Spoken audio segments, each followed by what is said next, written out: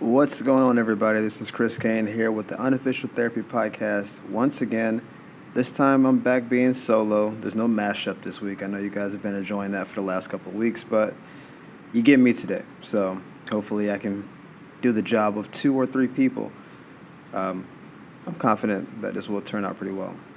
I'm happy to be back with y'all, man. As this is my audience, I don't feel like I'm sharing y'all with other people, so I'm happy to be back with you guys. I've been getting more positive feedback about the podcast. More people are subscribing and telling their friends about it. So please keep it up.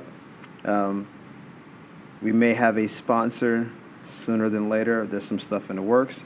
So, that'd be cool to, put that out there as well. But this is a passion project initially, and I think it's actually helping some people. And so I really appreciate the fact that you guys have been listening, asking when the next ones are coming out, telling friends about it. Let's keep it up. Let's keep this unofficial therapy thing going for some time, and maybe we can, all get a little bit better as a group. I'm gonna try to make this a little bit more structured today. Normally, I just kind of talk and meander around, and we kind of get to a point. But I wanted today to be a little bit more structured. This is actually a shout out to Everett and this I Hate Traffic podcast. He has like games he plays and that kind of thing. There's no games today, but I like the fact that his had a little bit more structure to it. So I'm gonna try to apply the same principle on this podcast. And I wanted to first give a shout out to everybody, going to see their families for the holidays. This is the first year, I think, in my adult life that I'm not going home for the holidays. I'm out in California. My family is all back in Florida. My brother's in Philadelphia. And so they're all super East Coast. And I don't know if y'all been looking at these ticket prices. Yeah, no. It's, whew. It's a lot, man, and I probably should have gotten the tickets before, but it just didn't work out that way. So this is the first year that I'm not really going back to see my people, and it's saddening a little bit, and it's also kind of exhilarating on some level. But shout out to my family who's listening to this. I wish I could see you guys, but I'm in California trying to hustle. And anyone who's out here and who's going for a dream or doing that thing, you guys know what that is.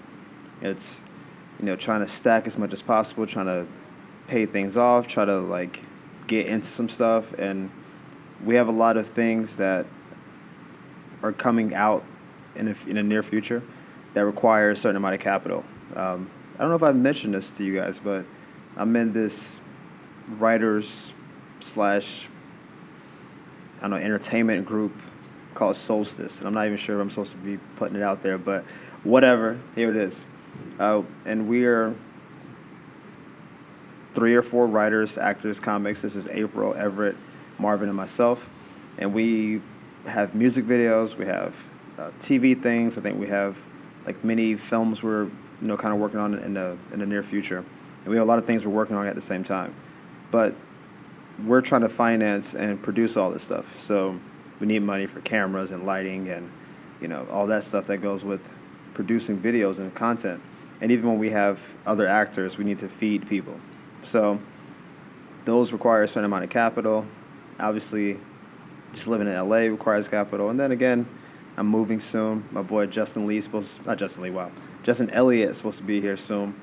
And I'll get him on the podcast as soon as he is. He's another comic, one of my best friends from Florida. So there's a lot of things happening at the same time.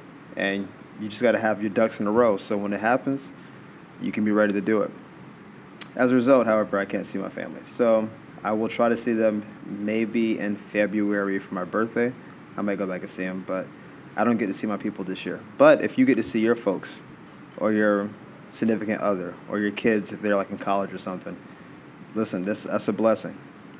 Cherish that because you never know, if they're going to be here next year. You never know if they're going to get married and spend the holidays with the other side of the family, or you never know how it's going to go. So when you have a moment to be with the family, especially the little ones, right, to spoil them and give them gifts and feed them candy and chocolates and all types of other fattening things, those are amazing moments. And we're in the age now where everything is online and pictured and photographed and videoed and stuff. But just enjoying those moments with nieces and nephews and little kids is amazing. So don't poo-poo how blessed you are to be in that situation. It's nice to have all that stuff available to you. For those of you that have lost people this year and you don't have them around anymore, I know this is probably a really rough time of the year for you. Um, Advertising is exclusively for people who are to be happy. It's all it is. It's spend the holidays with your family, and it's gifts, and it's he went to Jared's and that kind of stuff. If you lost someone, a relationship or a family member, and it's a rough holiday for you, if you don't have people around you, I implore you, try to spend it with somebody.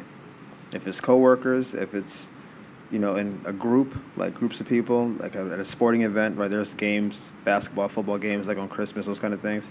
If you could be around people and not be alone, please do, because there's nothing worse than being alone and then also being sad at the same time, because that sadness tends to like mount and it starts building, and you start looking at other people's happiness, and then you feel worse about yourself, and then not saying that it's going to be anything suicidal or anything like that. That's probably the furthest extreme of it, but no one should feel like they're alone or abandoned during this time of the year. And there's resources, there are outlets, there are things to do. You can even volunteer, right? If you don't have family, you don't like sports, like go volunteer, man. Go to a Boys and Girls Club, or I don't know, all the organizations, Boy Scouts, Girl Scouts, those kind of things. Go volunteer with somebody, because if you're around other people and you can make their lives a little bit better, I think it'll actually rub off on you a little bit, and you won't just be sitting at home with a bottle of scotch on the table thinking about how bad 2017 was for you. Find some people, get around them, and just get through it. Because once the 26th happens, it's like the whole energy switches, right?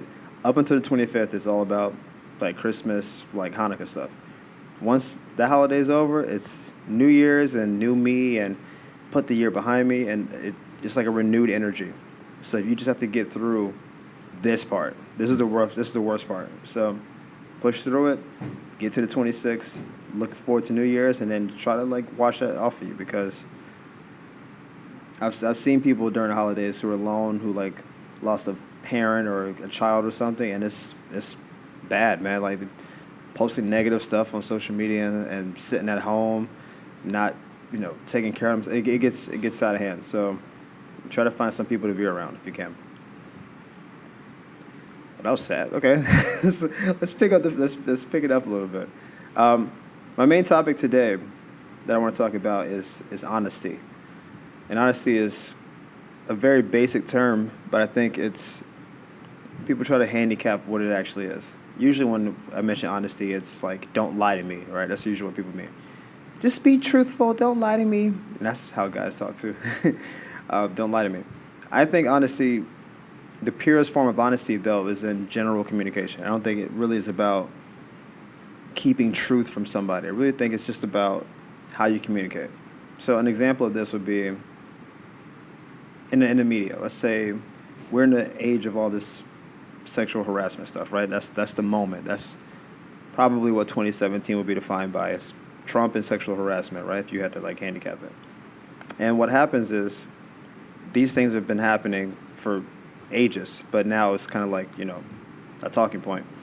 And there are people coming out, and they're talking, they're saying things because they're supposed to say it, right? They know what the right thing to say is, but they're not really being honest about what it is, or at the very least, they're being intentionally evasive, or they're trying to move the conversation a certain way. So a good example would be if you said sexual harassment in the workplace is an issue. I think people generally agree with that, right? There's not too many dissenters on that. But then the opposite point comes up. Okay, so what happens if you're accused of it and then it's not true? What happens? Then the conversation just shifts to, well, it doesn't matter if it's true or not, blah, blah, blah. And then people like double down on what it is. They double down on their position. And the honest point is, okay, if someone accuses and that's not true, then that's also wrong, right? That's what the truth of it, that's the honesty of it. If someone's falsely accused of something they didn't do, that's wrong, right? That's not like a partisan or a gender-specific thing. If you're accused of murder and you didn't murder somebody, then you were wrongly accused. It's not, well, you look like the suspect, so we thought you murdered somebody. It's like, yeah, but ultimately I didn't, right? So, but you can't say that, because honesty is juxtaposed against opportunity, I guess is kind of how it works. So if you're too honest, you lose opportunities. And if you're, appropriately honest, or you are politically honest, where you just appeal to whatever your side is, then you can kind of keep getting opportunities. And I feel like we haven't gotten to a place where we can have honest discourse, because it does very much seem to be this kind of team dynamic. I'm on team, every accuser is 100% right and every person accused is guilty. Or I'm on team, well, some of these girls aren't being truthful and I'll just disregard the guys who did do it, right? It's like everyone picks a side, but there's nuance in every conversation and in every major discussion. So religion, politics, and I guess sexual stuff, there's always nuance to it. And it means that neither side is 100% right. There's some give and take, and when you can't have a real conversation that has give and take in it, then your conversation is being somewhat illegitimized because people are just doubling down on positions. I'm still waiting for the conversation with most people. I've had this with a few people where we can admit if you harass somebody in the workplace or, at church or synagogue or whatever, and they came out and said it and you had a position of some kind of power, you should probably lose that power. I think that's not unreasonable. And in the same breath, if you falsely accuse somebody, your consequence of you falsely accusing, I think, should be somewhat equivalent. I don't know what the equivalency can be. If you're not in a position of power, you can't lose your power, right? But there should be some level of maybe ostracization. Maybe you should be, I don't know what to say. It shouldn't be, okay, you accuse somebody, they didn't do it or they're found not to have done it, and then you just keep living your life, but now they have that stain on their resume. That just seems, on a certain level, unfair.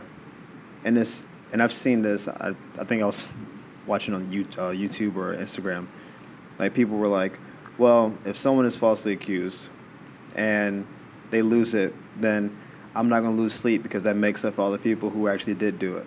And the logic behind that is so, like, I know it's almost sad. It's a sad place to be. What you're saying is essentially, I don't care what the truth was. I just want my position to be the right one, so damn everybody else. And I think I guess that conversation, that point would be honest, but it's not logical, or at the very least, it's not morally just. It's just, I want that to be what it is. And I use the sexual harassment because that's just what's in the media, but this happens in every respect. This happens in relationships, right? Like when you first meet someone, I talk to women every day about relationships because I like it, and so do they. And I say, okay, what are you looking for? And they say, I just want a guy who likes me, who doesn't just want to sleep with me, and then yada yada. We talk through that line of conversation. But if you ask them, they say, well, yeah, I know. If you like gun to your head, be honest.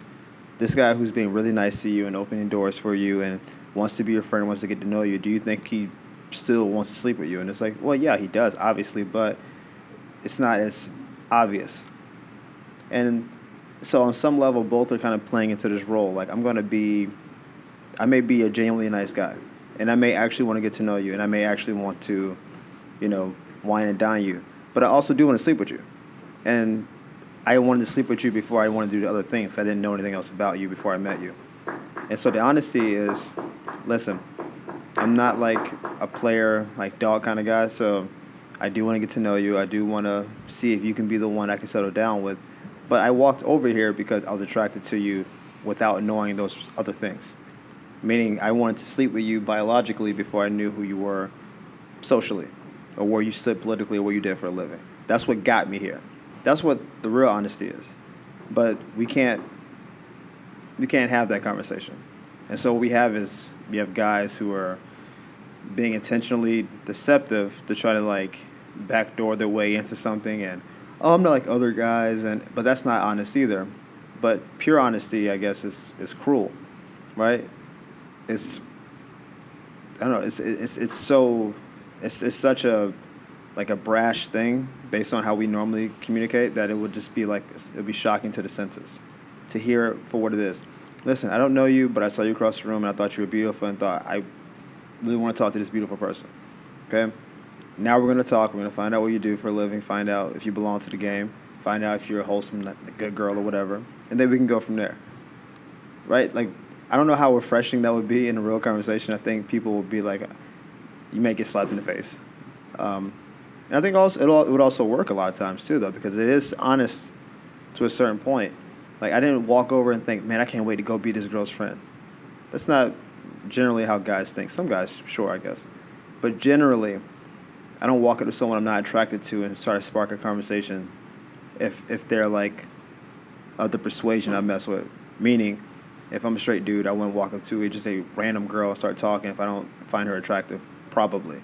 Or at the very least interesting. But we can't be that honest because I know maybe that throws off social norms, and it's hard to do that. So what we have guys who are pretending to, I don't know, watch movies and listen to what the girls are talking about, or reading Cosmo and trying to. It's just, but what is rooted in is the same thing. It's like, how can I arrive at a certain position without outing myself, without being as honest as I want to be? And I would love to see a world where people can be more honest about what things are, especially now. Like, things seem to be a little bit more polarized. Politics falls very much in this category, where if you're on one side of something, you double down on that side and you can't admit any wrongdoing. I had this conversation with my dad maybe a few years back. I was in college, so a few years back. And he said something to the effect of, if you're on food stamps, then you're lazy, blah, blah, blah. Because my dad had that Republican kind of stance on it. That's generally how Republicans think. Obviously, they're not all the same person. But as far as the talking point goes, that's how it generally goes. If you do entitlements, then you're lazy. We should do away with entitlements, and it would make people want to work harder, and it de-incentivizes being lazy, right? That's kind of what the talking point is. And so my dad was talking. He was like, food stamps are this and that. Why would you ever work and get a job and buy food when the government buys your food for you? And he went on a tirade. He talked for like 20 minutes. I let him go because I knew he wanted to get his point out. And I was in college on an academic scholarship, and I had 2 jobs. So I was full-time student, so I was taking 12 credits, 2 jobs, and I was also on a scholarship. But I had bills, right? I had car insurance, phone bill, food, whatever. And I was actually on food stamps at the time, and this is in Florida. I think I was getting, I don't know, $140 a month, which is not actually a ton of money for food if you really want to break it out. For a college kid, that's like a week. That's like 1,000 packs of ramen noodles and hot dogs. You in there. And he went on this whole tirade. And when he finished, I said, well, Dad, I'm on food stamps. I'm also a minority. I'm in school on a scholarship, and I have 2 jobs. So where do I fall in this and on this totem pole of stuff? Because you've been talking for 20 minutes about how everyone who does it is on this position. So I'm the exact opposite of that. I'm not a single mom. I'm not in the hood. I'm not working. So where do I fall in this? And he really didn't have a good response. Because he didn't know, because I didn't need his approval to get on food stamps, so he didn't know where I was. But what it did was he was, for a second, humbled. He really didn't have a good comeback. He couldn't be like, well, maybe you didn't have the right upbringing, because that would be an indictment on him, right? So he just kind of was dumbfounded for a second. And then my position was actually a very simple one after that. I'm like, I know there are people who abuse this privilege. Obviously. There's always someone who's going to abuse any privilege. The speed limit, I guess, is kind of a privilege. You get to drive. You have the luxury to drive. The speed limit is 70. There will always be someone who goes 80, 85, 90 because they're rushing somewhere or because they have a fast car and they want people to see them drive fast. That's always going to happen. But at what level of people, I don't know, abusing a liberty do you start taking liberties away? Which is actually my only point. Not that people don't abuse it, but it's like, what's the percentage? What's the ratio? Is it a 4-to-1? Is it a 5-to-1? Like what point where it's like, okay, cool, this many people are abusing it, so we gotta curtail what's happening. Because that's what the real conversation is. He made a general point, and he made a point that was more political, and it was more my side point, but it obviously wasn't a fully thought out, fully reasoned point, because all he needed was one individual to fall outside of that talking point, and now the whole system is kind of bugged. It's like if you say, "Oh, every girl wants a guy to take care of her," and then you find an independent woman who's like, "I like taking care of myself. I don't like getting help from guys." Now that whole theory is blown up, right?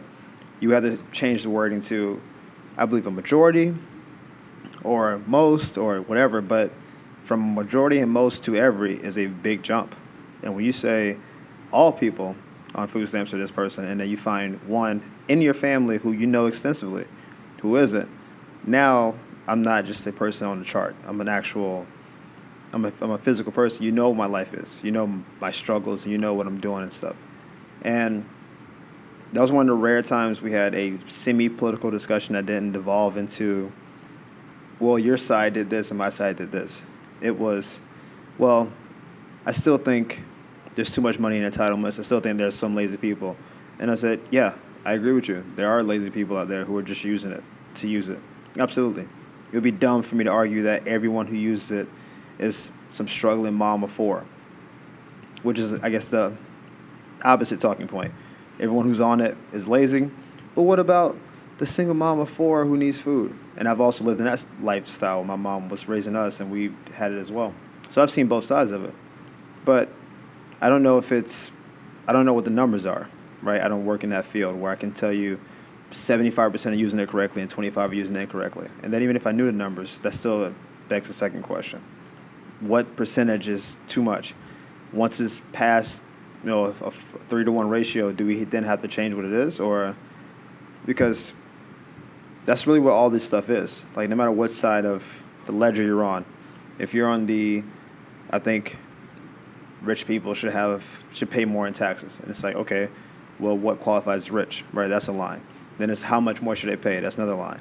Then it's, well, what if they inherited the money? That's different than someone who worked from the bottom up to get the money. What? And it's like all these are little questions.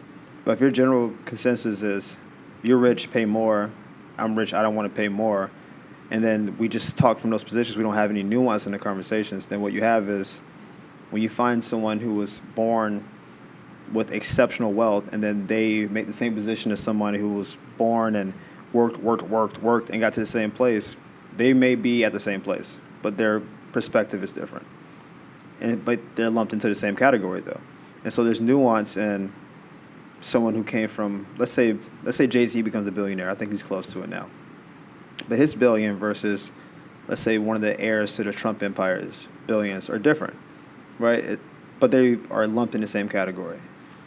But if you don't speak about nuance, then you just assume, oh, you're rich, you're entitled, and so you have to do this.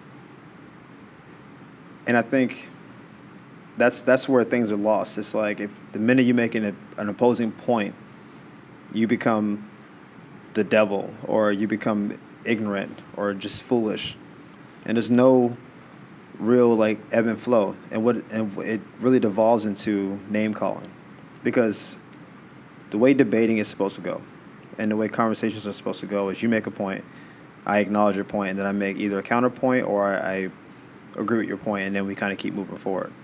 What it is now is I make a point, you either like it and you say, yeah, I'm with you, or you don't like it, and then you say, well, what about this? This is a very easy example. Hey, man, Trump lied about how many people were at his inauguration, right? That's not really that political. There's just a photo of people standing there, right? It's just, you can just count the people up. And instead of saying, yeah, they probably did, but who really cares, which is where I feel like, all right, so he lied. Now what? It doesn't change. He still was inaugurated. It doesn't matter. If your point is, well, Obama lied about the healthcare bill, I'm like, okay, that may also be true, but that doesn't even address the first point, and you just gloss over it and made a second point. Why can't we just say, okay, yeah, maybe he lied about it. Who cares? Or, yes, he lied about it, and that's not a good thing.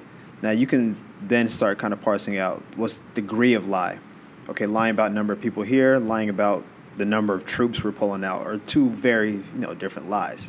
So one's affecting lives, one's affecting, I don't know, ratings or ego or whatever, right? So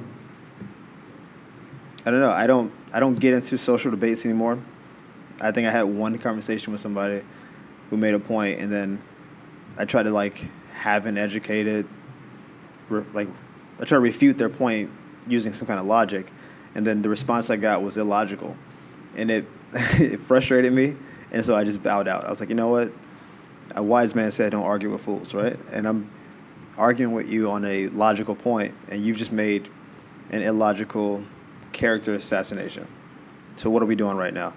We're gonna just keep going down this road where, oh, you did this, so you're dumb, and it's like, I'm not dumb, you're dumb, and it's like, I'm smarter than you. Okay, so, and it's just we just keep going, and then when it's all over, you feel self-righteous, they feel self-righteous, and no one knows anything more than we knew before. We just are more entrenched in our own position. It's a scary idea of being wrong about something, or about having someone make a point that you haven't thought of. I'm like all of you guys. I have my morals and sets of beliefs, and I believe them strongly, and I have context for why I believe them. And occasionally, someone will challenge it or say something that just from an auditory position like makes you just it makes you like clench up if someone says something like I'm a Christian, right? So if someone's like, yeah, there's no God, like on a visceral level, my stomach kind of clenches. But then I keep listening because my instinct is to say, what would you say about my God? And I want to like do what everyone does, right? This is my position. I want to double down on it. But then I listen. And then they usually make some kind of logical argument.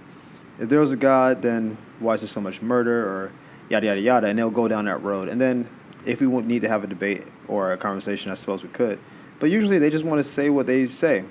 And then you guys just move on with your life. It doesn't really affect anything past that point. But there is a thing, like we hear stuff and you want to just attack it because it's not what you believe. And then sometimes people make a point that you can't really refute, and that at the very least, it makes you think about or maybe even question a little bit why you believe what you believe.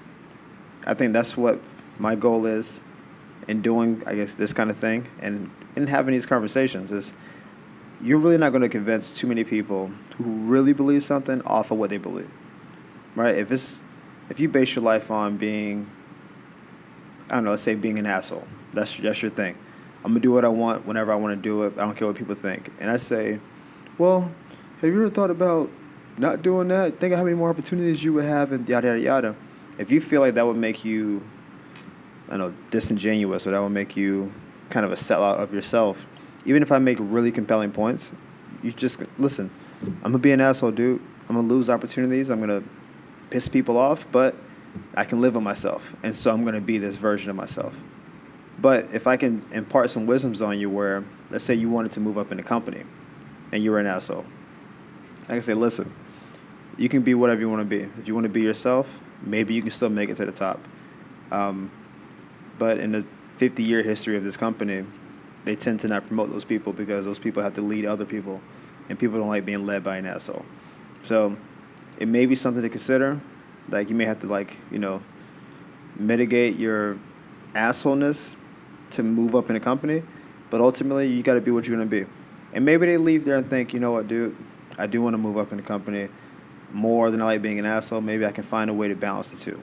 They may not. They may just say, fuck it, I'm doing it the way I do it already. And if I make it, I make it. If I don't, I don't. But if you can leave somebody with something they can think about, I think that's what honesty's supposed to be.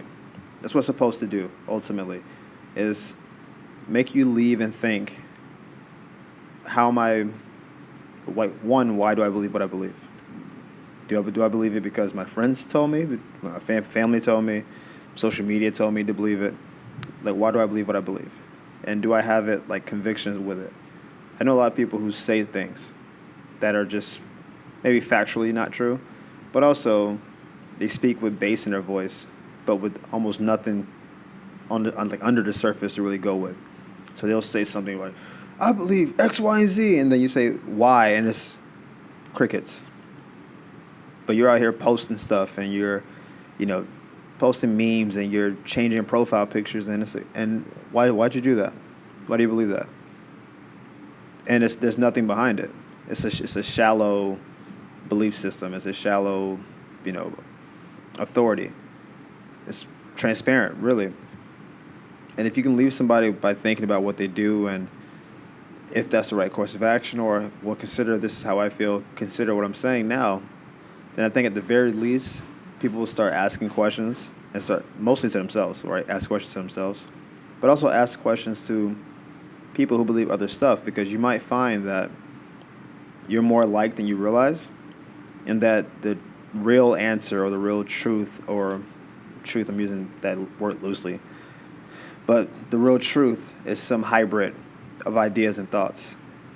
I'm not arrogant enough to believe that any one way of thinking is unequivocally right, because that seems far-fetched, right? There's so many nuance. If there's that much nuance in something simple, then I feel like something complex must have even more of those, right? So the idea that this is what it is, X, Y, and Z, and there's no other way to think about it is absurd from a logical perspective.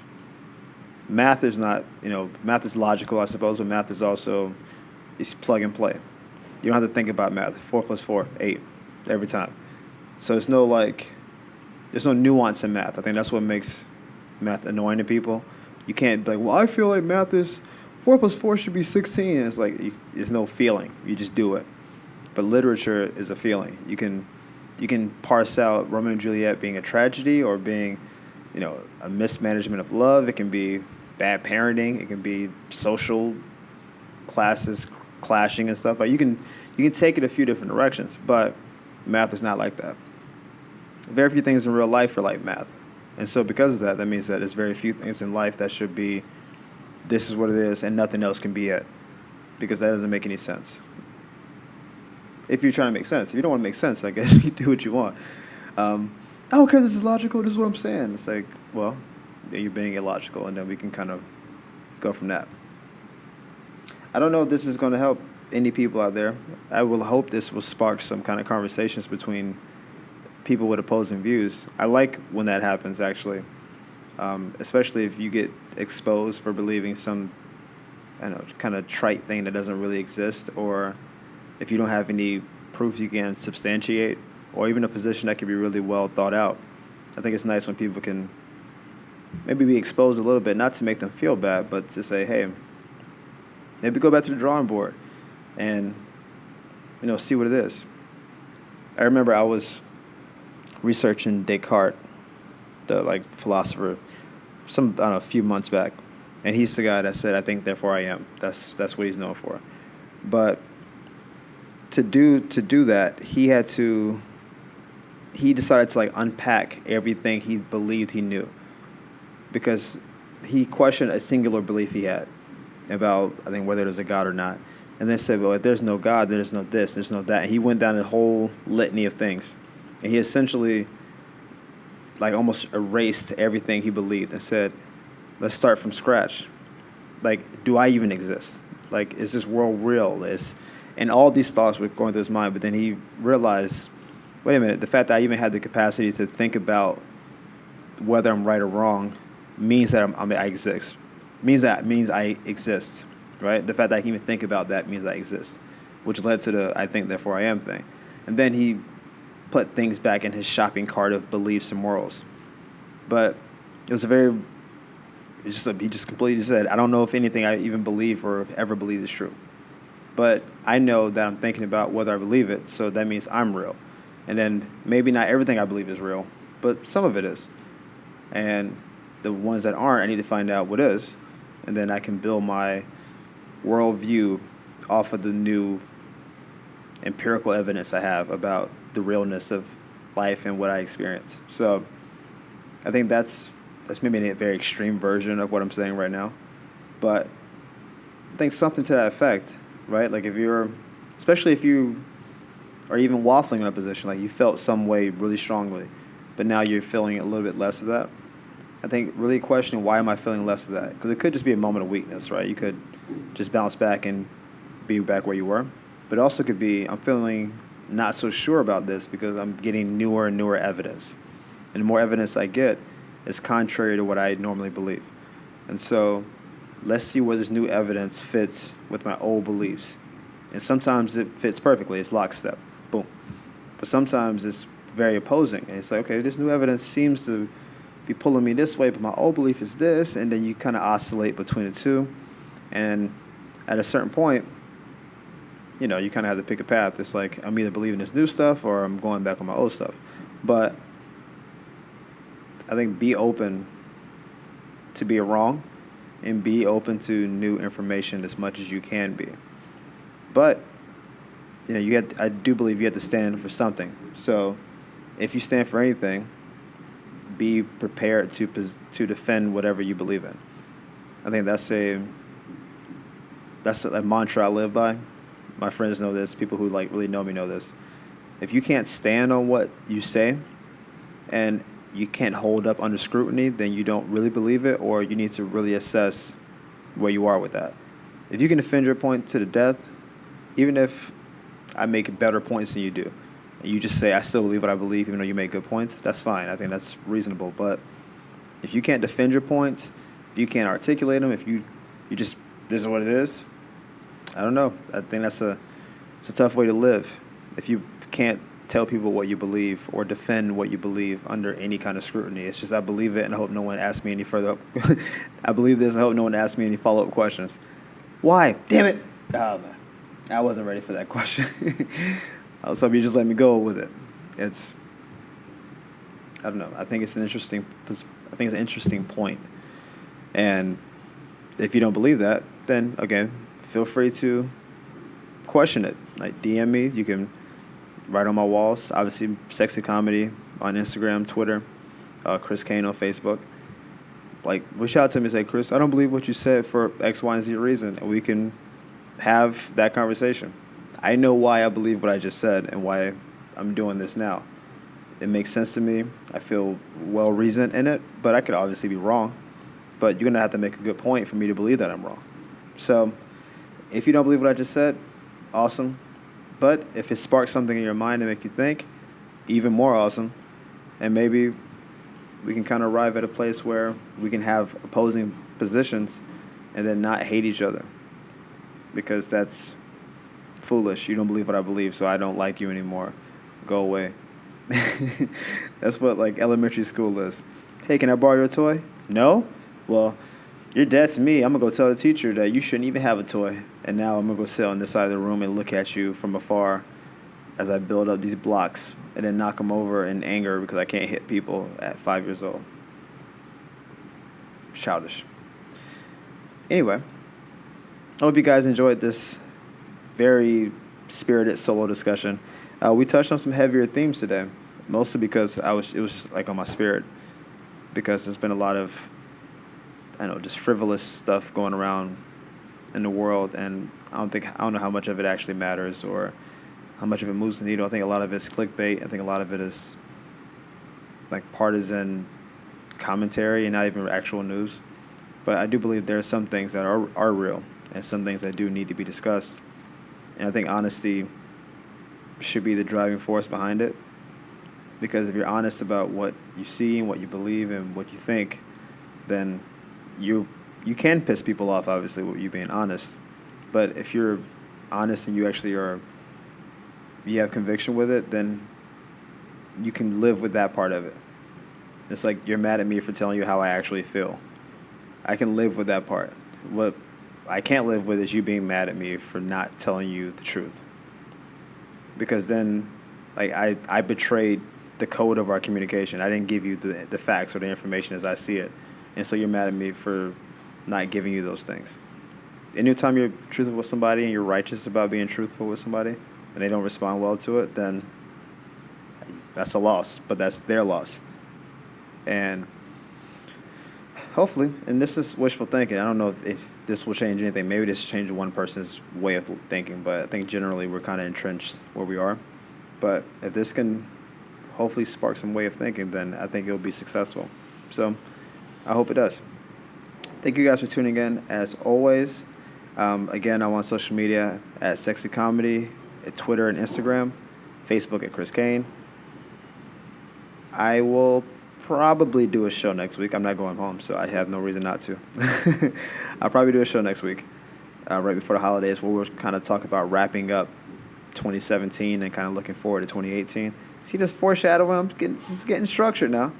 We'll talk about this year and where you're going to be next year and kind of maybe how to set up next year to be successful and not just, I'm going to lose 95 pounds and eat kale every day. And we can actually kind of find maybe a better way of setting your resolutions up. But thank you for listening. Tell your friends, retweet, post, subscribe, all the fun branding stuff. And I'll see you guys next week.